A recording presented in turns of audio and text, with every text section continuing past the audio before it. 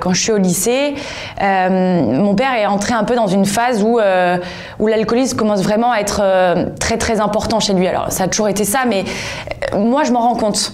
Je me rends compte à ce moment-là que il peut pas s'en passer, que c'est comme ça et ça le rend triste et il pleure souvent et quand il me garde, il est incapable de pas pleurer, de pas dire que sa vie est nulle et parfois il pense même au pire et il le dit en face de nous. Et là je passe vraiment à 14 ans quand je suis au lycée dans ce moment où il faut que je m'occupe de lui parce que je veux pas le perdre.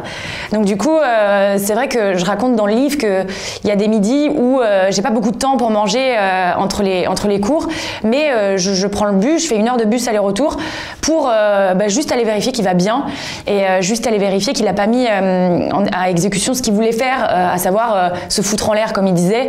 Et ouais, c'est assez dur de rentrer le midi juste pour aller vérifier que ton père va bien en fait. Ce livre, il aurait dû s'appeler à la base Papa Cyrano. Parce qu'en fait, pour ceux qui ont lu le livre ou qui vont le lire, ça prend forme au Cyrano. C'est un PMU, un bar PMU, comme on en voit plein dans la France. Et c'est là où j'ai mes premiers souvenirs en fait, d'enfance avec mon père, parce qu'il y allait très souvent. Il retrouvait tous ses potes là-bas et ils y restaient des heures et du coup nous quand mon père avait notre garde le week-end, du coup on se retrouvait à y passer des heures aussi à boire des grenadines pendant que eux buvaient du pastis, des bières, etc. C'était l'époque où on pouvait encore fumer à l'intérieur, donc du coup on se retrouvait un peu dans cette fumée de cigarettes. On jouait beaucoup, des jeux à gratter, des rapidos. Beaucoup de gens quand ils racontent leurs souvenirs d'enfance, ils ont des souvenirs précis de pères qui leur font des câlins, de pères qui font sauter les enfants comme ça là avec la maman, etc. Et moi, j'ai vraiment ce souvenir-là et j'en ai fait un bon souvenir. Maintenant, c'est pas désagréable. Et je le raconte pas comme quelque chose de désagréable parce que ça l'est pas pour moi, parce que c'est ce que j'ai en fait, c'est ce qui m'a construit et c'est ce que je suis. Encore aujourd'hui, là, quand je commence à parler un peu du livre dans les médias, il y a des commentaires qui disent « Ah bah non, je suis désolée, quand t'as envie d'arrêter, t'arrêtes ». Non, non. Pour avoir vécu à côté de quelqu'un qui boit, non. Quand on a envie d'arrêter, on ne peut pas arrêter. Dans notre société, c'est encore trop perçu comme c'est bon, il peut arrêter de boire, faut pas me la faire à moi. T'arrêtes, tu caches les bouteilles, tu le fais pour tes enfants, tu le fais pour ta famille. Non. Le problème, c'est pas la cure en elle-même, c'est l'après. C'est que quand tu sors de la cure, derrière, tu t'es relâché dans la nature entre guillemets, et en fait. T'es face à toi-même, face à tes démons, entre guillemets. On te réinsère pas foncièrement dans la société. On te réapprend pas à aimer te faire à manger. On te réapprend pas à t'aimer toi-même. On te réapprend pas à te coiffer, à bien t'habiller. On te réapprend pas tout ça, en fait. Et tant qu'on t'a pas redonné ce côté dignité, je pense que tu peux pas t'en sortir. C'est la honte d'en parler aux autres, mais c'est la honte encore plus d'en parler dans le cercle familial. Moi, longtemps, on n'a pas dit que mon père était en cure, on a dit qu'il était en maison de repos. On a dit qu'il allait se reposer, qu'il avait besoin de repos, mais le mot cure était très difficile à employer. Le mot alcoolique encore moins, parce que oui, c'est la honte, parce que ça peut pas être chez nous, parce que ça peut pas être au sein même de notre famille, parce qu'on est une famille unie, pour tout un tas de raisons en fait. Et du coup, ça aide pas la personne qui est concernée à se rendre compte de qui elle est et de ce qu'elle vit, parce que si personne ne met les mots sur ce qu'elle est, c'est très difficile de s'en sortir soi-même en fait. C'est pas un état qui est tout le temps nul et c'est pas un état qui est tout le temps mauvais pour l'autre. Il y a des moments où mon père a été un père. J'avais décidé d'aller fêter mes 25 ans dans la maison familiale qu'on a en Bretagne, donc à Trébeurdin. Et là, mon père dit je veux venir.